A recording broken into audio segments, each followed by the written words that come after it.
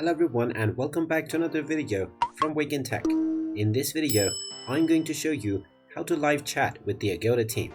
So let's get started right away. First of all, just open up your web browser and then in the address bar type in agoda.com and press enter. You will now be taken into the official Agoda website where you can log into your account by clicking on the login button at the top right corner if you haven't done so already. Now, once you are logged in, simply scroll all the way down from the home page until you find the Help Center.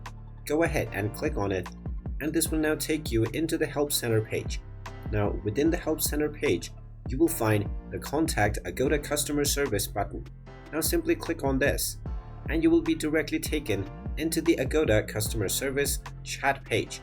You can simply use the chat box to talk with the Agoda Customer Service representative regarding anything that you want to know.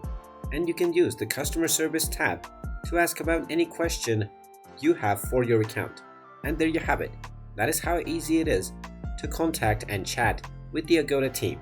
If you find this video helpful, make sure you hit that like button and subscribe to our channel if you haven't done so already. Also ring that notification bell to never miss another update from us. Thank you for watching, and I will see you again in the next video.